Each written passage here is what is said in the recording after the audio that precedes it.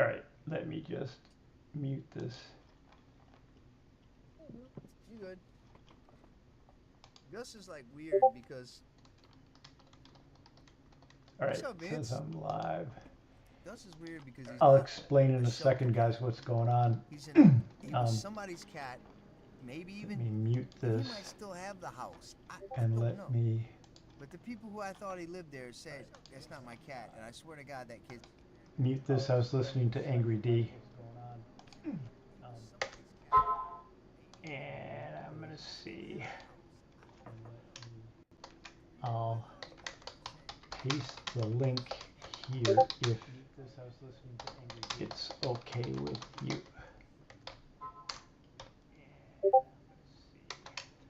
Or I won't if you don't want me to.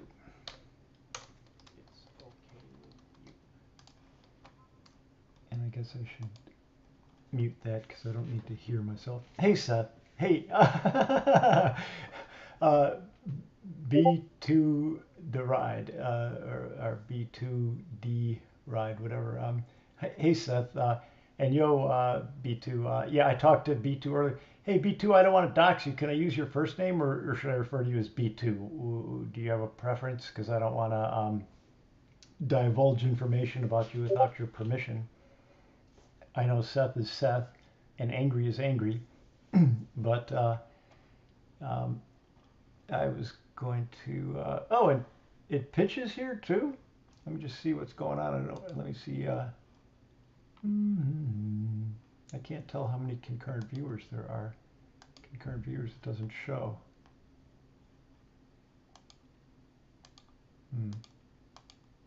Anyway, let me see what Angry has to say. I've got too much going on here.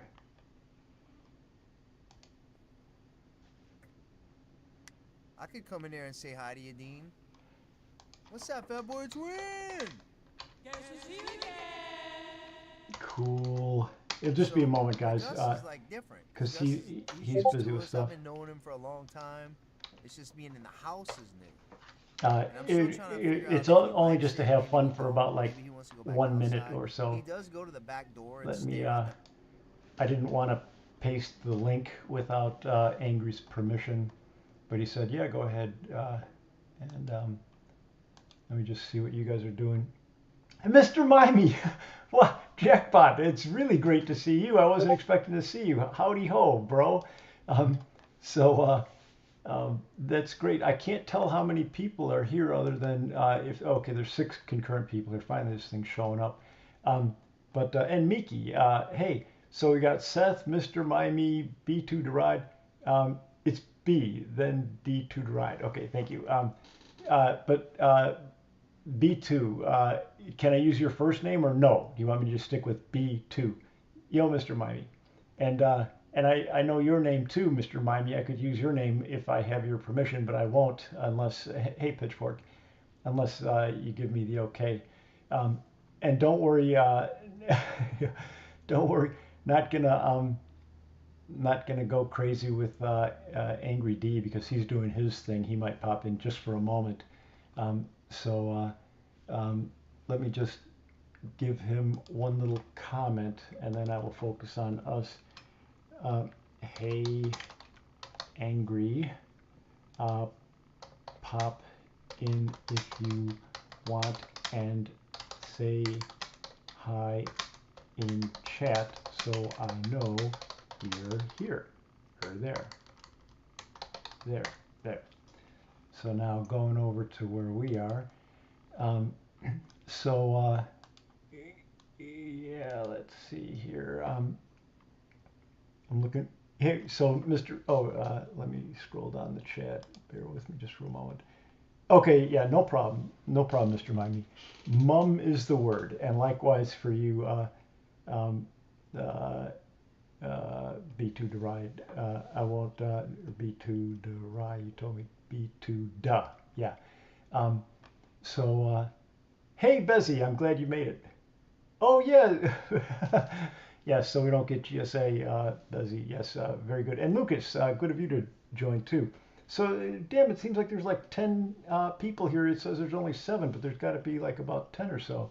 Um, there, I do have a couple of things that I was going to chat about real quick.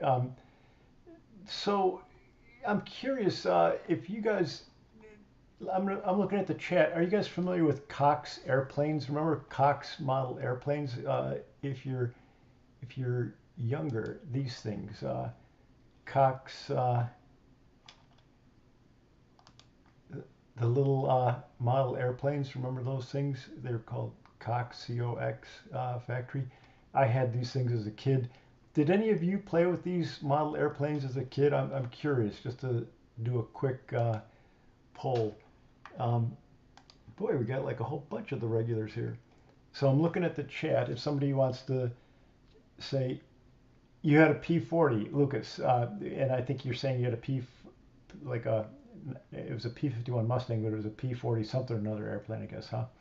Um, so you, I'll only spend like maybe 30 seconds on this. Oh, Seth, I'm not monetized, but thank you, bro. There's no need, but thank you. It's the thought that counts. It's very kind of you to say so. My friend said he could fly mine and made a half flip. Yeah, no shit, Lucas. We've all cracked them up. We've cracked up so many of those things. It's ridiculous. and I bet you must have just cringed. You're like, no. Those things used to cost like about 10 or 15 bucks, or if even. But yeah, they were hard to make them fly, but once you got the hang of it, you could make them last. But it was a little bit tricky. Okay, so I'm gonna make this really really quick, guys. Um, Let me just go over here. Here we have the United States, and let's zoom in, and we've got Mr. Mimey out of the Las Vegas area. I rode my little motorcycle. It wasn't little. I rode my little motorcycle 650 to Vegas once, a couple times actually. And then I rode my Honda Fireblade there once to hook up with Mr. Mimey. We had lunch. That was really cool meeting you.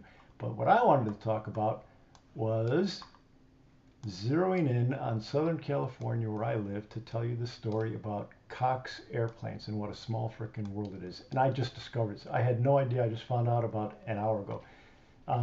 There's Placentia. Here's Yorba Linda. There's Yorba Linda. I live in Yorba Linda. That's not my house. That's not my dog. But there's this place, Placentia. And if you look at Cox Industries airplanes. If you look at Cox models, it will talk about. It was founded by this machinist, Roy Cox, in Placentia. I had no idea. I didn't know that. But what caught my eye when I saw that video was that they had a new factory that they built in Santa Ana, which is also next door. And at one point, they moved some of their stuff over to Chino, California. So real quick, that Cox guy was in Placentia, and then they had a building and office in Corona. Here we go, Corona. I never even knew that. I don't even know what the hell this is. I've never heard of it before. I've ridden my bike there so many times, but in Corona. But then they moved their main plant to Santa Ana, and I'm not going to go into all the ups and downs on why they went out of business, and it's a shame. It's kind of a tragedy. So let me just see where we're at. Let me check the chat. Boom, boom, boom, boom, boom, boom. Yeah, Lucas is talking about Wolfman Jack. Yeah, I remember that they had a transmitter in, they had a radio station in Mexico that was right across the border, and they had no regulations on power, so they had like, I don't know, like 100 megawatts, just kidding, but they had a lot, and it would blast so loud. In fact, yeah, I should, I don't have an 049 engine, Lucas, but I do have a larger one in the garage that's brand new that I haven't fired up. No, I don't have any videos flying them. I could look them up, B2. I'm sure I could find them on the internet. But those things, they're two strokes. They burn nitromethane. They're two strokes, and they would go at 15,000 RPMs. In fact, here, I'll just show you real quick. For those, V2 Dry knows the deal, but for those that don't, 0.049 model airplane engine. Images. This is what they look like, guys. This is the little glow plug up on top. This is the gas tank, this thing right here. And the little crankshaft in there, and there's the ports they would breathe. Maybe they've got pictures of them that are disassembled. I found one of them. Here we go. You could take the things apart. I used to take them apart. Little itty bitty connecting rod. The reed valve is here, and that's what determined which way it would go. This was a gasket. That's the head. It's a glow plug. You'd use a 1.5 volt battery, and it would glow. I mean, it would glow like a little red ember, and then you'd spin the thing, and sometimes it'd light up, and it would catch your finger, and it would chop your finger. In theory, it could chop your finger off. In reality, it never did. But anyway, this is the needle valve that controlled how rich the fuel mixture would be. And these damn things, the pistons were machined to within tolerance of 25 millionths of an inch. It was actually quite precision.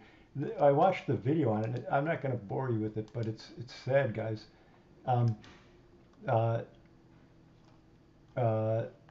It talks about the that's a big one.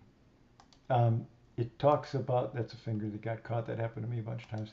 It talks about the machine shop that they had. It was after World War II, and a lot of these machinists ended up working there at Cox, because in Huntington Beach and Santa Ana for the war effort.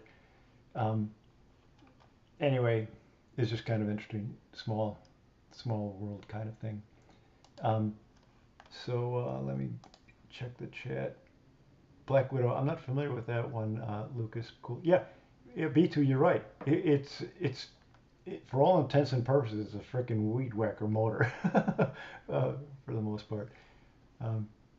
Bezzy, you weren't born. TV was already invented when you were born. I was born before the TV was invented. In fact, I was born before electricity was invented. Yeah, you're right, Mr. Miami. Those were the original drones. So let me go over to. I don't think we ever got. I don't think we ever got Angry D. I'm gonna go harass him, and then I'll leave him alone. Pop in if you're able to, Angry, just to say hi for a second. And let's see if he's going to do it. He sometimes looks at videos and whatnot. Over here, an RC monster truck. Yeah, some of those trucks, they used to go pretty damn good. They could do all right. They could be a lot of fun. So yeah. Yeah, we relied upon coal, Bezzy, at my house when I was a kid. Coal and wood. Just kidding. Electricity was invented, but just barely. Benjamin Franklin was my neighbor, and he was flying a kite, and then he discovered. Yeah. So I was gonna walk through real quick this thing. I'm going to just race through this. I'm not going to talk about this because that's kind of, I was talking about, I'm not going to get into this. I was talking about how I remember before the Beatles were invented. I remember when the Beatles were invented. They showed up on the Ed Sullivan Show. And then I went through Checkpoint Charlie when the Berlin Wall was coming down, was opening up. It was still up, but you had to go through Checkpoint Charlie when I was in Berlin. I went through Checkpoint Charlie, went to the Stasi with machine guns to visit East Germany. And it was really different, night and day different. And then concentration camps, we'll skip all that because down, we don't want to, and whatever. skip that, skip that, skip that, skip that. Talked about the Ukraine war. That was a drag. That was sad. Stretch Hayabusa 600 horsepower turbocharged. Pretty cool. I think the guy said it'll do 250 miles an hour. That's insane. Can you imagine being on a bike 250 miles an hour? And it has no back brake and it only has one front rotor. So it really doesn't have a strong braking system and you're going 250 miles an hour. Earlier I talked about different types of engines that are stationary and fixed power output, which dictates you can take advantage of that from a design standpoint to make them highly efficient, but not very good outside of that narrow range that they're defined for, which is not suitable for vehicles that move, because with vehicles you need to go slow, idle, city streets, highway streets, and then goat speeds. And then they've got to be lightweight. And then motorcycles have a huge advantage over cars because did you know that motorcycles have very relaxed emission standards compared to automobiles? And the life expectancy is lower. You kind of have an expectation that your engine's going to last for about 100,000 miles with a motorcycle. But cars, you need to get like at least 200,000 or else you're going to feel like you get ripped off. So we're talking about force and torque. And I was saying that just because you know the horsepower, that's like, I clipped this from the OnlyFans people that I follow. Just kidding, I've never been on OnlyFans. Both of these guys weigh 230 pounds, and it's like saying I've got an engine that can generate 230 horsepower. But what matters is also the torque, the composition of the how the horsepower is developed. And so this guy is obviously, this guy has more torque, more force. But who knows? Dad body. Blah, blah, blah, blah, blah, blah, blah. Talked about bullets. So I was talking about torque and 200 horsepower out of my Fireblade generates 375 pounds of thrust at 200 miles an hour. I have not seen 200 miles an hour. I've only gotten up to 145 on the thing. But if you're going 200 miles an hour, you'd have 375 pounds of push to get you going there. And I calculated that by this equation: horsepower equals thrust times velocity divided by 375. And 1 horsepower equals 746 watts using English units, pounds and feet, which is different from metric watts. And a metric watt is 735 watts. This is like freaking stupid. Let me ask you guys real quick. Oh, no. Let me do this. ChatGPT. Because it'll give us the thing. What is the difference between English horsepower, or I should say American horsepower? I got disconnected for a moment, guys. Sorry, my internet glitched. I'm waiting for ChatGPT to come back. If the internet.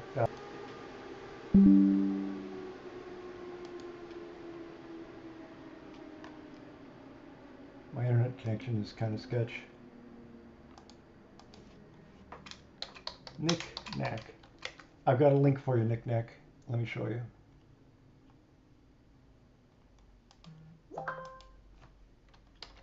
I'll put it in the chat for you.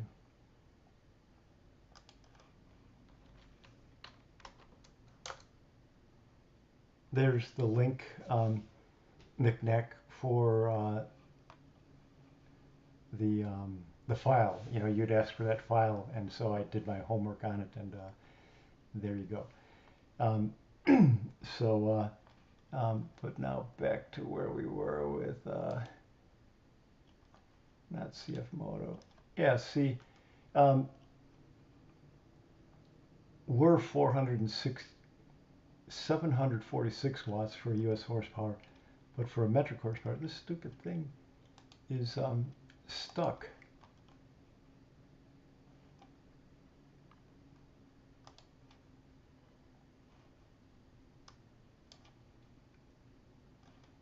go.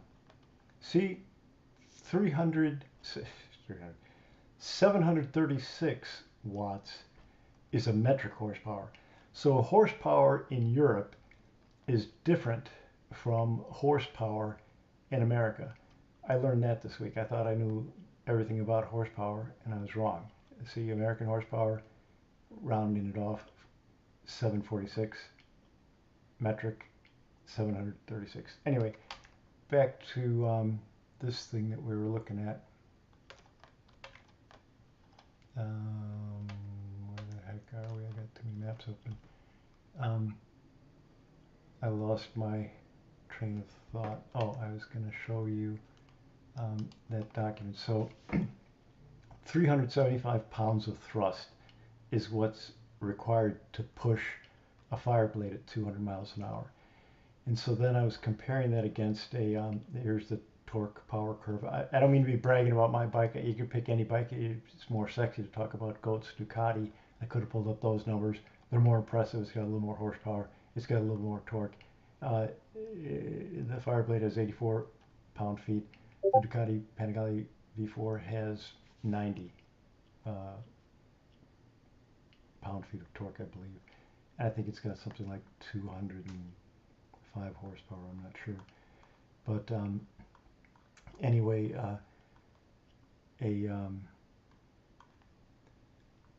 an F-35 has 137,000 horsepower, and it generates 43,000 pounds of thrust, just a little bit more than a Honda Fireblade, and even a little bit more than a Panigale. And so then I ran the numbers to look at what the coefficient of drag was on a Fireblade, and it's 0.257, and the coefficient of drag for a F-35 is 0.212. I can make this a little bit bigger to make it, no, I guess I can't. I hope you guys can read that. A Mustang GT has a coefficient of drag of 0.32, so it's considerably dirtier aerodynamically than an F-35 or a motorcycle for that matter. But check this out. A Tesla Model S Plaid has a coefficient of drag that's only 0.208. It's less than an F-35, not by much, but it's less. That's really striking. But so I mean, that's cool. So you got like 137,000 frickin' horsepower, and you got this aerodynamically clean object pushing through the air at 1,200 miles per hour. That's with the afterburners. That's the wet power. They call it wet when you're dumping fuel in the back with the afterburner. Anyway, I just thought that was kind of interesting. And then I had this epiphany, guys, that I realized that I'm kind of underutilizing my bike. And I don't know how you guys are, but when you first got on a motorcycle, everyone's taking it real slow. You're only going like 20, 30 miles an hour, and you're not really going to wind it out to make it come alive. And then when you become a little bit more experienced, you're going to be like in this okay range. You know, you can go at freeway speeds, and you're up around 6,000, 7,000 RPMs, maybe. And so you're doing all right. If you're a go fast guy, you're going to be going faster up at about 110, 120 from times. I'm kind of up in this somewhat go fast guy range, sort of. But I'm right about here, you guys. This was the epiphany that I had, is that I rarely wind my bike out above 8,000 RPMs, which makes me a bit of a pussy. Even though I'm going 120 miles an hour at times, I'm only feeling at the most 7,000, 8,000 RPMs. I'm going to go back to the torque curve in a moment. And so then there's Goat, who's, you know, Goat's ripping, and we'd all like to be like Crash Test Goat when we grow up, or at least halfway like him. But that dude's up at 180, 190, 200 miles an hour, and he's way up in the rev range making that bike sing. And so I'm going to jump around, and I had something meaningful to share with you guys. There's a point to all this. So if you're down, if I'm down at, let's say, 8,000 RPMs, and I'm shifting at around 8,000 RPMs, and I probably cruise at about 6,000, 5,500, 6,000. Well, when I'm cruising on the freeway at like 90 miles an hour, my bike's only generating about 70, 75 horsepower. when when I'm stepping through the gears to accelerate up to speed or whatever, show off, I might be up around 8, maybe 9,000 RPMs. I'm only feeling 120 horsepower. I've never taken my bike up to, I don't think I've been past 10. I certainly haven't been past 11. The most I've been to is about 10. The point was I realized, shit, I'm riding my bike like it's a 600. I'm not riding it like a liter bike. If you want to ride your bike to its full potential, you need to be up in the rev range to feel where the torque really kicks in and where the horsepower really kicks in. But if you're keeping the revs low, I mean, you're going to save your tires, you're going to save your engine, you're going to probably save gas too. But you're only using like maybe half of what your bike has to offer. And I'm guilty of doing that. I just became aware of that. And so then here's the breakthrough in thought that I had, the epiphany, is that what I could do is I could just keep the thing in frickin' first gear. I could stay in first gear. I can go like 90, 95 miles an hour in first gear and be way up in the rev range, but I won't be I drew this line here because this line right at about above 100, if the cops catch you going over 100 in California now, it's a felony. It's a fucking felony, which is not good.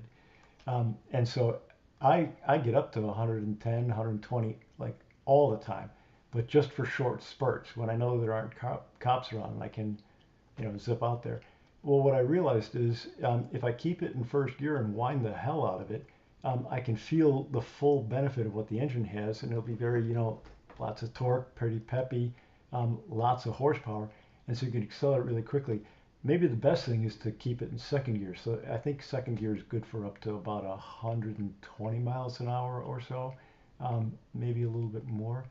But that's a way to experience everything that the engine has to offer without going to prison, is my point. And without necessarily going beyond your riding skills to go too freaking fast, because I don't have a lot of seat time. The fastest I've gone is 145 miles an hour, and I don't have the experience to cope with the dynamics of how the bike's going to feel and handle and everything, let alone going above that. And whatever, I'll skip all that stuff. Let me check in the chat to see if I'm boring everybody. Da, da, da, da, da. Oh, Pitchfork, yeah, Florida super speeder laws, yeah, no shit. Florida has not become, it's not a friendly place to bikers at all. I mean, even if you're doing the speed limit, they give you shit. I've seen videos of the cops hassling riders just for the littlest things. Texas is kind of remarkable. That's half the reason why I went out there to meet Crash Test Goat, but also to go to bike night, which I made it to on Tuesday night. I hooked up there right on time, which is a miracle. And yeah, B2, you're right. Some of the freeways aren't so good. Hey, I did have this one thing, you guys. In fact, I can show this to B2 to ride. I'll share it with you guys. I'm thinking about doing a speed run on a toll road by my house because there's this downhill from this toll road. There's a toll booth up at the top. Here's the toll booth up at the top, Windy Ridge toll booth. And I figured I could be going about 100 miles an hour when I go through, I think, or 90, whatever. But I can speed up, and there's a dividing line here with these plastic poles that starts right there. I call it the fence. And so I could get up to about 60 or 100, and then where that fence starts, all the traffic is over on the right, and it's pretty much a clear shot straight ahead. And you can go straight for 1.1 miles, which is enough time to roll race to bring it up from 160 to like 180 or maybe 200. I don't think I can get to 200. I don't think I've got the nerve. The bike could probably do it, but I've got to slow down to make this turn at 100. I was explaining that I take this turn at like 70, sometimes 80 miles an hour. That's sort of my comfort zone for this turn. Cars don't even take this at 80. I'm on the outside passing chicken people in cars. I figured I can probably handle 100 miles an hour reasonably safely. I mean, that's pushing my comfort zone. It's not what I'm comfortable with. But my point is that I got to slow down to about 100 miles an hour if I want to make this turn.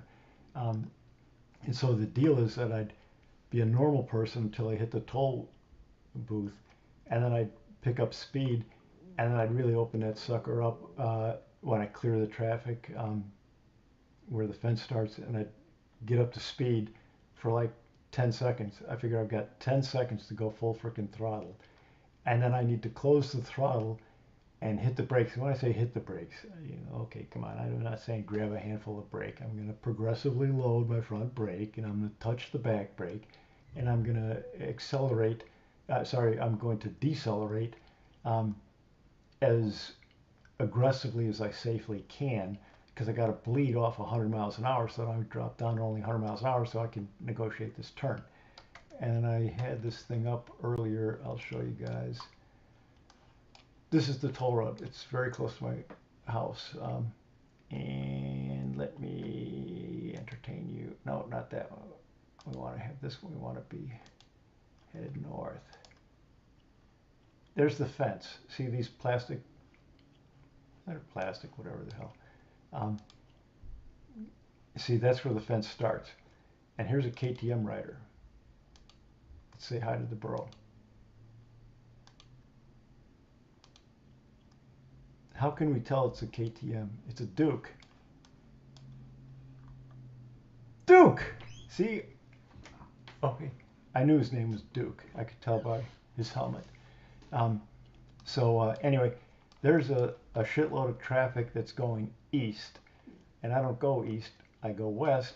And here it's pretty clear. See how it's lightly loaded. So, and it's high quality. It's a smooth road. It's downhill. There's no bumps. And there's no cops. I know that there's not cops that sit there. So I was thinking about doing a speed run on that so that I could say I went 160 or 170 miles an hour, and hopefully I won't kill myself.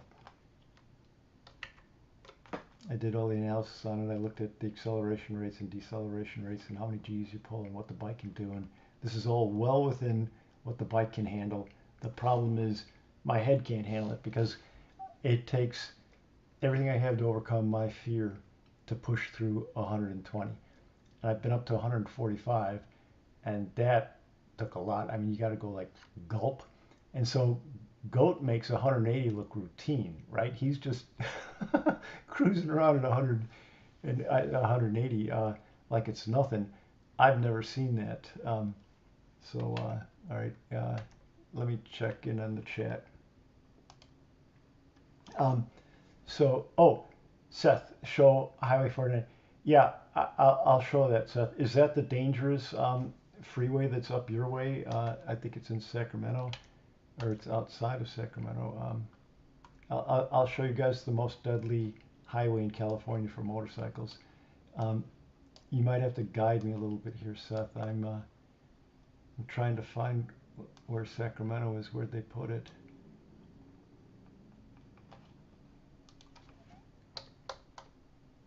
Highway 49, my way or the highway.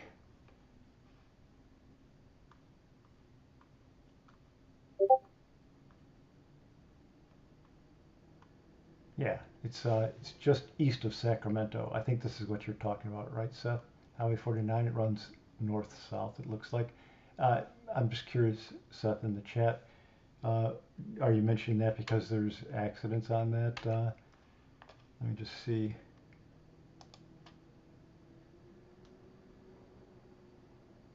So yeah, Bezzy, a Duke is a nice bike as long as the camshaft, as long as the cam lobes don't get eaten by the rollers that are eaten into it. Here we'll take a quick peek at what the street view is. Yeah, okay. These all these back road highways look the same. So it's pretty. It's also pretty damn dangerous. It's not a divided road, right? Look, 2 lanes. Shit.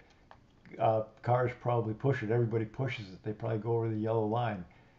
You could easily have a head-on collision, or if you don't negotiate the turn properly and stay in your lane, you could go wide and go into a car. I bet you a bunch of bad shit happens on this thing. So it looks like it's a blast, but it also looks like it's freaking dangerous. There's another road that has it beat, but not taking anything away from CA49. I'm sure plenty of people get freaking killed on the poor thing, and I bet you it's a blast ride. But we've got this thing called Ortega Highway. And let me find Ortega Highway for you guys. Let's see, Los Angeles. Where the hell are we? Here we go, 74, Ortega Highway, right there. It links Mission Viejo with Lake Elsinore, and whatever this area is out here. And I've ridden on this 3 times, once in the rain, twice with Sport Bike group. They were all faster than me, but see, Ortega Highway. So it looks like this. It's a really nice, very picturesque, but it's got lots of twisties, and it's a really great place to crack it up. Now, when I've been on it, I didn't have this kind of traffic, and when there was a car there, I you know, would zip past it, whatever. So let me just show you something. worldwideweb.chatgpt.com. Bam. Is Ortega Highway in California dangerous for motorcycles? Let's take a peek. Let's see what we get. Yes, it can be quite dangerous for motorcycles, especially for less experienced riders.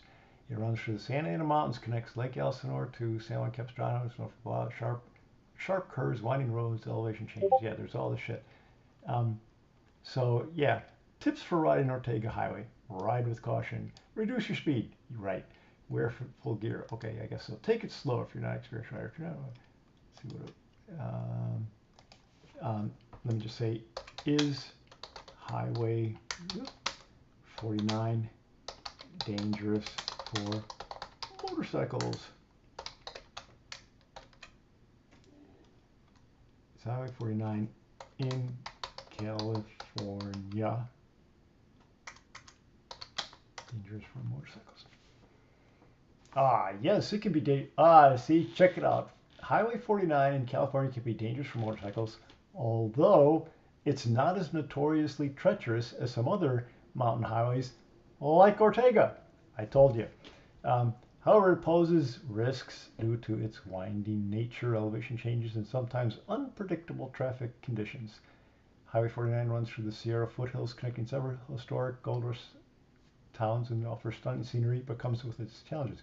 Yeah, so I bet you it's a beautiful ride, Seth, and I bet you've taken it on there, but you got to be pretty damn careful, because you could be the best rider in the world, but if a car comes over and you crosses in your lane, you're screwed. And so here, let me say, historically, what road in California has had the most, sorry guys, bear with me, motorcycle deaths in the past 40 years? Oh, Highway 1, son of a bitch. But it's beautiful too. Okay, look, but I wouldn't have suspected that. And I'm going to take a look at that just for a second, guys. So, yeah, Ortega SR74 is pretty bad. Angeles Crest. I have actually never been on Angeles Crest Highway, guys. I've ridden my bicycle on it, believe it or not, but I've never taken my motorcycle on it. 395, whatever. So, let's talk about something cheerful, guys. There's these other great roads up here outside of Malibu, just north of Los Angeles. Topanga Canyon Road. I've taken that. It's wonderful. I've taken Malibu Canyon. I think this is Malibu Canyon. The heck? this one? Mulholland Highway. Took that. That's beautiful. I mean, here we'll just take a peek real quick just to give you guys a quick view of the scenery. I mean, it's like just so pretty. People like to rip like crazy on these roads. I'm talking motorcycles. On Mulholland Highway, Malibu Canyon. I think this is Malibu Canyon. I don't know. Anyway, they've got some really great roads to rip on. There's no shortage because of the mountains and going through there, but they're dangerous. Hey, I've gone over a half an hour. I'm going to check in on the chat. If I'm boring you guys, I'll stop.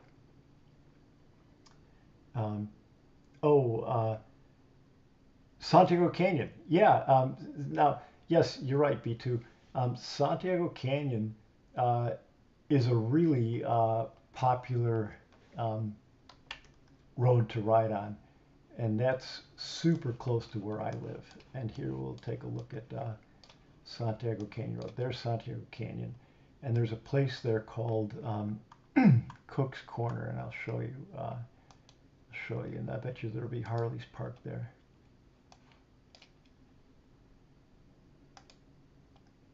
Oh, this must be a weekday because nobody's there. So this is Cook's Corner. It's a biker's bar, but on the weekends, this whole thing is lined up with motorcycles like crazy. I've come down this road making a right on my bicycle 1,000 times, or coming up this road 1,000 times. But anyway, Santiago Canyon. It's a very popular place for bicycles and motorcycles. Let's see, Cook's Corner motorcycles. Cook's Corner, and see, this is what it looks like whenever I'm there. The thing is just like jam-packed with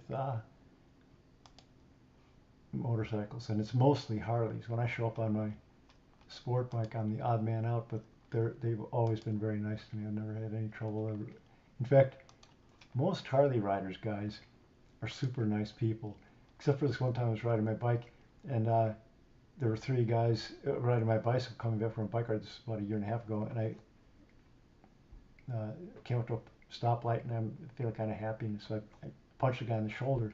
I go, "Hey, how you doing?" "I ride motorcycle too," chatting with him, and then I'm looking at his jacket, Mongols, and so, and then I looked up what the fuck are Mongols?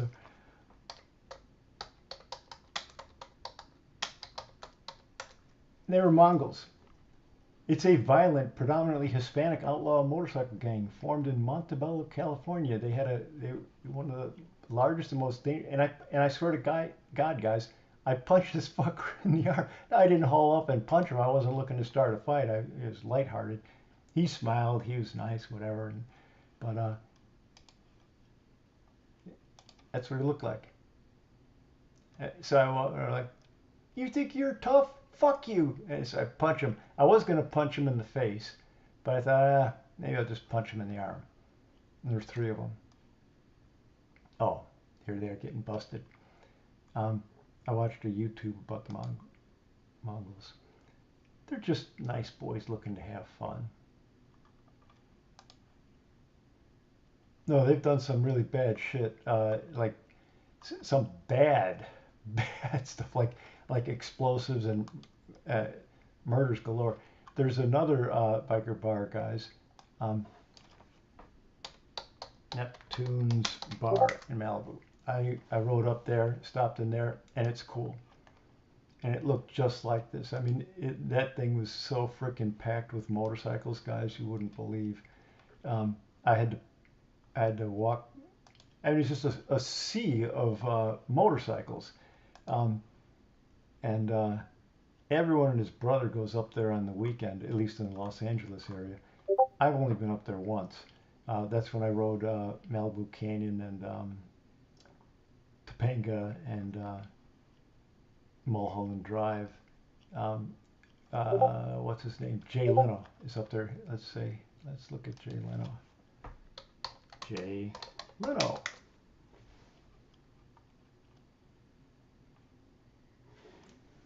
We want to see Jay Leno at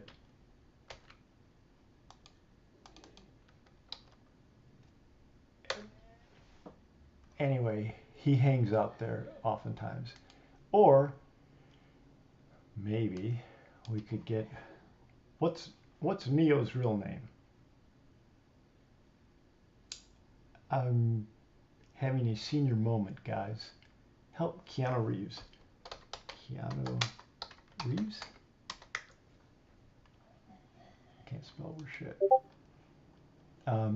That dude has a hell of a nice motorcycle collection, and he is oftentimes hanging out at Neptune's bar, or occasionally. I shouldn't say often. Jay Leno used to be up there at Neptune's bar fairly often. Keanu Reeves is there once in a while. Let's look at his motorcycles. He's into like older stuff, kind of retro, but Keanu Reeves is a pretty cool dude. I mean, he's a genuinely good, decent person, as long as you don't kill the dog that his recently deceased wife gave him. As long as you don't kill his dog and steal his car, he's a pretty good guy.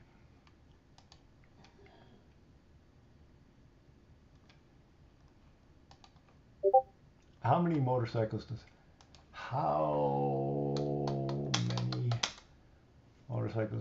Keanu Reeves? I think I know the answer. 6.023 times 10 to the 23rd motorcycles.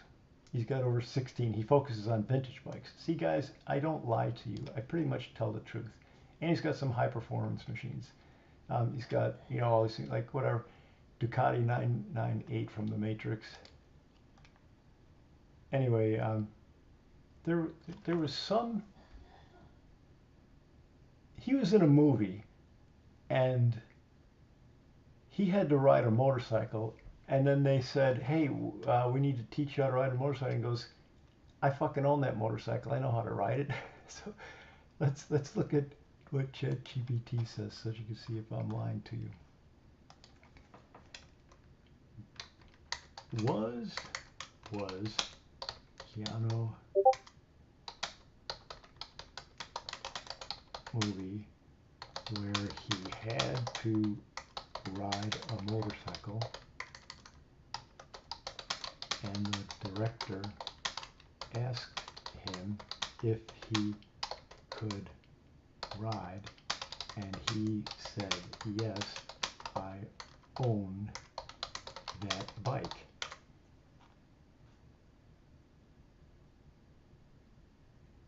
See, I don't fucking lie, guys.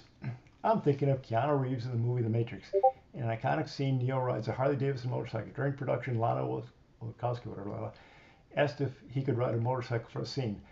Keanu, however you pronounce his name, had a strong passion for motorcycles with, I own that fucking bike. See? I'm telling the truth. Keanu Reeves is known for being an avid motorcycle enthusiast. He owns a number of bikes. In fact, he founded a motorcycle company called Arch Motorcycle, or whatever. I'm not into those kind of bikes. I like to go fast like Crash Test Goat, but let's see what they look like. They look like this.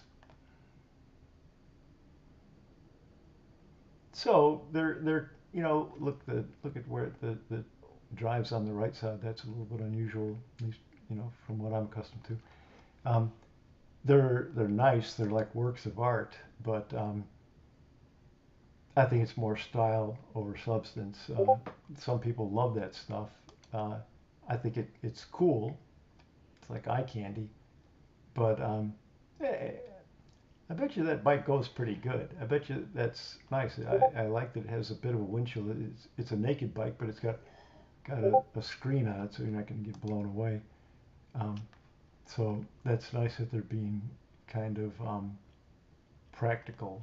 You need to have some kind of a windscreen unless you're only going to be going like 60 miles an hour on a motorcycle. But these bikes do look pretty good. I wonder if Keanu would go for a ride with you if you buy one. Motorcycle. Let me see. Let me see. How much do motorcycles cost?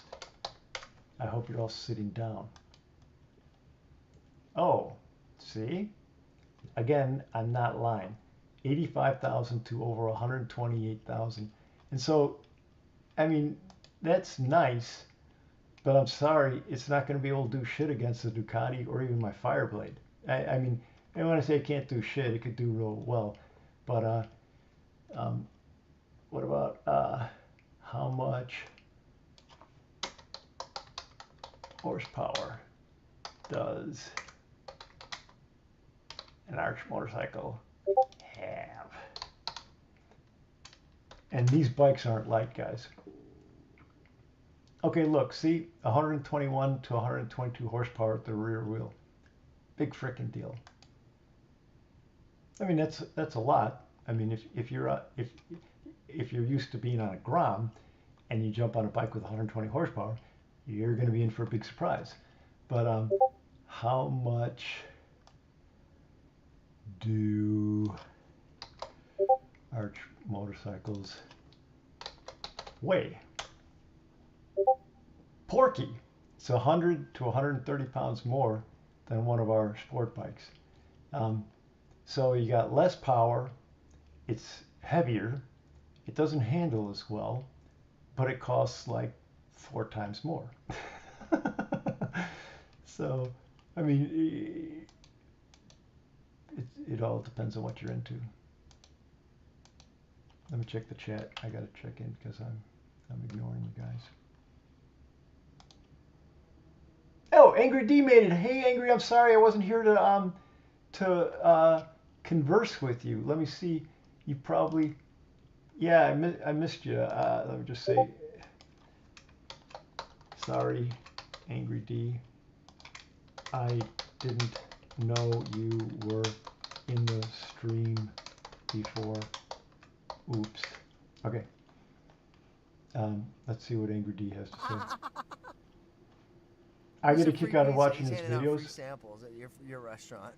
Hopefully Angry won't give me a copyright strike. Dude, tell me how hard it is.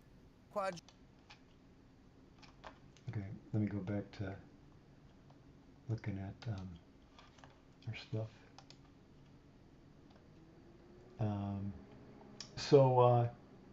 Oh, old Henry, good to see you. You're going to Supermoto. I'm not familiar with Supermoto is, but hey, it's great to see you, old Henry. Thank you very much for dropping in. I wasn't expecting that. Good of you. And I guess Supermoto is like a meet. I have not ridden a Supermoto. I mean, I know you're going to a meet probably, but Supermoto is a class of bike. It's a one-cylinder. Let's just see here. Supermoto motor cycles. Husqvarna. Okay, it's a lightweight edge. Combine a dirt bike chassis with 17-inch sport bike wheels, sticky tires, blah, blah, blah. So it's really good for stunting. You can stunt like a mofo on a Supermoto.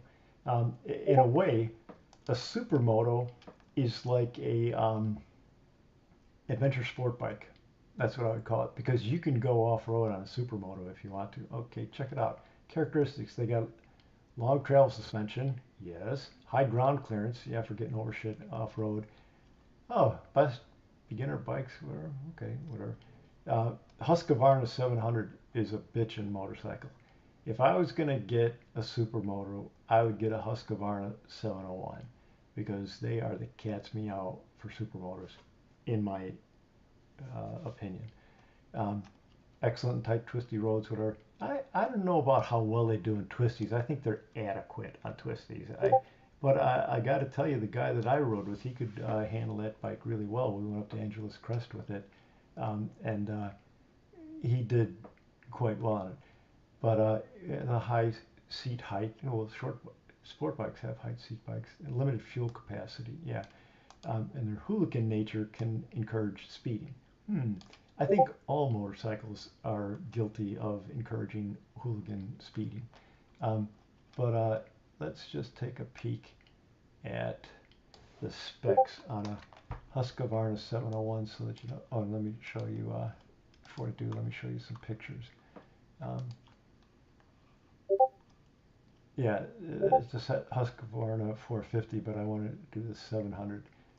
So let me just take a peek. They look sort of like dirt bikes, don't they? But Husqvarna 700. There we go.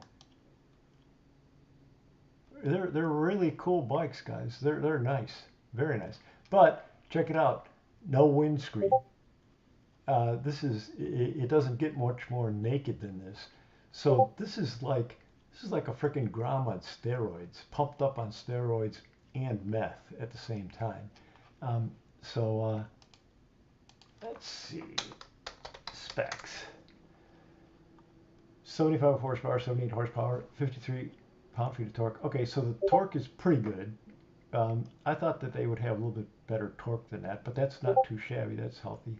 And 78 horsepower, that's good because check it out. Let's just look. What about, and I know this is going to piss Goat off, Yamaha R7 specs. I think it's got like 80. Oh, no, look, identical. Freaking identical. In fact, it has a smidgen, Husqvarna 701 Supermoto has a little bit more horsepower than an R7. And the 701, the Supermoto, it's a single cylinder. It's got one, I think it's just one. It's a single cylinder, isn't it, guys? It's not even a twin. In fact, cylinder count. Single, told you. Okay, so anyway, how about this? Torque is 54. Let's see about here, 54. 54. Okay, so the R7 has even less frickin' torque than the Husqvarna. So this is an example of where they're both 75 horsepower engines approximately, but the Supermoto is a little bit more muscular because it's got more torque. But there's a difference. Top speed 140. Yeah, 140 for the R7. Top speed 130. So I'm surprised if you can even get a Supermoto up to 130. I mean, God, I wouldn't want to be going 130 freaking miles an hour on a bike with no windscreen. I mean, can you imagine, guys? I mean, look at this thing. It looks like a Grom. I mean, in terms of like the dimensions and the characteristics. In fact, let's even take a peek. Honda Grom. Images. Okay, so the Grom looks a little more Grom-like. It's cute. Where's Benelli when you need her? But Groms are nice. Groms are like baby Supermotos for all intents and purposes. Kind of similar, isn't it? But here's something that looks a little bit different.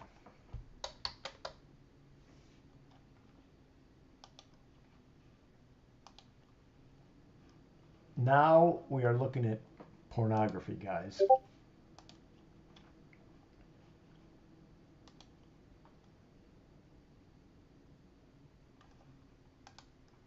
That is one beautiful bike. My God. What a beauty. Plus, I mean, Goat knows how to use it. if I was on this thing, I'd be shifting at like 4,000 RPMs. but um, but let's check out the specs on this thing real quick. Goat doesn't like to brag too much. I'll brag for him. 209 freaking horsepower. And what about the torque? Okay, yeah, I rounded. I said 90. I rounded it off. I knew it was right around 90. So it's got a little more torque than my Honda Fireblade. I got 40. I got 84 pound-feet of torque, and I had 189, but I got flash, so I got more. But to compare apples to apples stock, I'm 189. This bike's 209, so it's got more horsepower, more torque, and it weighs a little bit less than shit.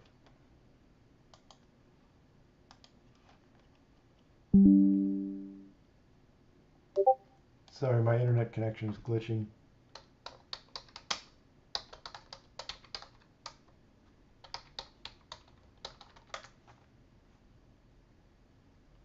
Ah, I didn't know I was that fat.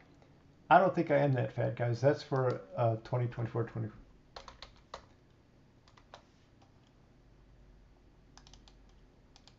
CBR, not BCR. CBR. See, 430 pounds. I do not lie to you guys.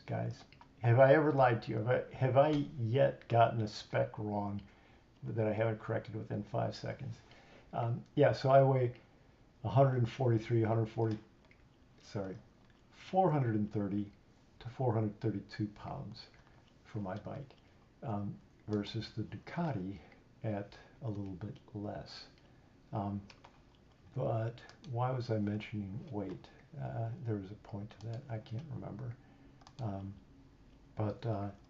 Anyway, the R7 is a joke. It's a nice bike, guys. It looks sexy. It looks nice. It looks the part.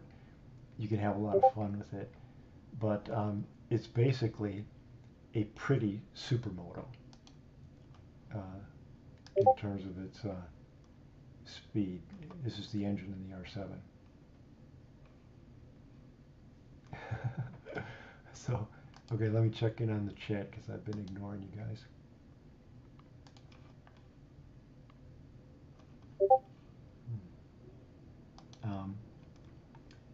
So Miki, you're asking when is Bezza going to trade her Grom? She's probably never going to trade her Grom. It's too cute. It's like asking her to get rid of one of her pet goats.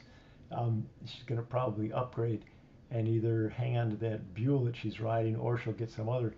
Yeah, oh, MXL. Yeah, I ride a Fireblade. Yeah, there's a story behind this, guys. In fact, I'll tell you my story real quick, and then I gotta wrap this up because I don't want to monopolize everyone's time. Open standing. So here's me on my Fireblade, and then let me just tell you what I did with it real quick. The final countdown. Europe. The final countdown. I rode that bike 5,600 miles, not across the entire country, but most of the country. I almost did an iron butt, did 940 miles on the first day on my Fireblade, while I had stage 4 lung cancer, and I was undergoing chemotherapy, and I was at the end of chemotherapy between sessions 5 and 6, and then I did 660 miles the next day, and then 240. I visited Angry D in Dallas, and I came down. I hooked up at bike night in Houston. This is a freaking miracle, guys. I left on a Monday morning, did the 940 miles, and then I did the 660 miles, and I went straight to frickin' bike night. I didn't even go to the hotel, and I got there right on time at 8 o'clock. That's a miracle, to go 1,500 some odd miles on a sport bike like this while having stage 4 cancer and having chemo and showing up on time and meeting Goat's friends. I met Teddy and a whole bunch of other people, and I caught a lot of it on video. I'm not going to fumble to find the video right now. Um, then I went to and I rode back and then went to Pensacola, Nashville, Chicago, and you can see I made my way back. Went through the Rocky Mountains, Dale Pass. It was very picturesque, super picturesque. But guys, it was actually raining when I went through there, and it was cloudy, and it wasn't nearly as pretty as it ordinarily would have been. Sometimes things don't work out the way that you expect, and it was actually kind of miserable and crappy going through the mountains, getting rained on. It ain't no fun. And even though it was summertime, you're up in the mountains, it was a little bit cool. I didn't get too cold, but anyway. You want to see something you can do with AI?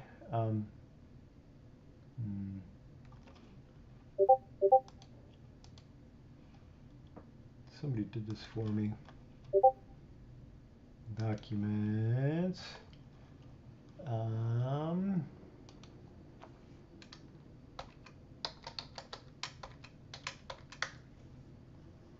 Here you go.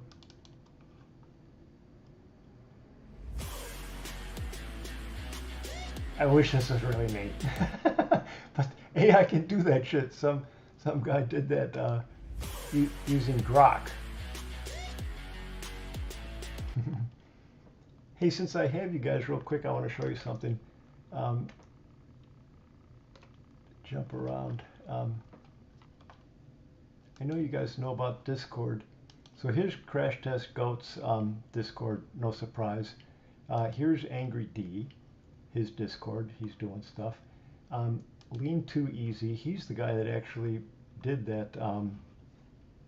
He made that video for me, you know, with the flames. And then Neo is an interesting guy. This dude, he's got some quirks. Don't get me. Angry D has quirks. Neo has quirks, but Neo is a pretty bitchin' and interesting and super accomplished guy. Right now he's into chainsaws and everything, but he's got 50,000 subscribers on his YouTube channel. He rides an R2.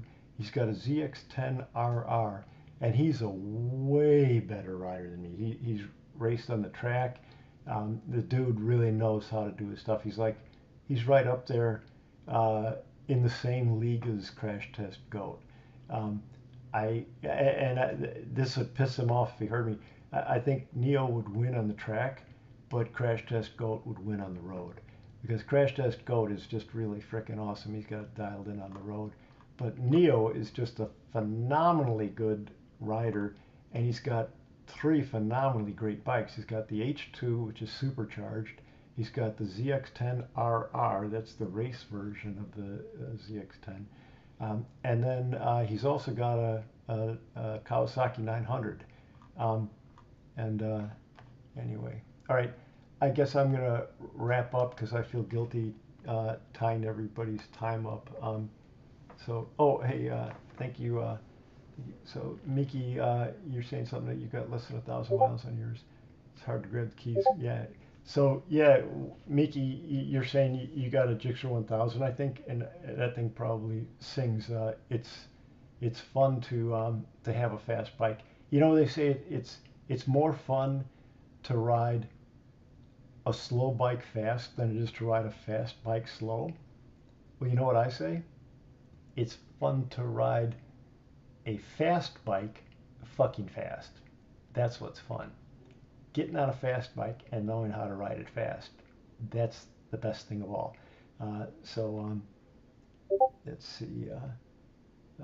Yeah, Neo's in Washington State. You're right. Yeah, you're right, Pitchfork. Yeah, he lives in the Seattle area. I actually know right where he lives. I'm not going to dox him, but I'm going to give you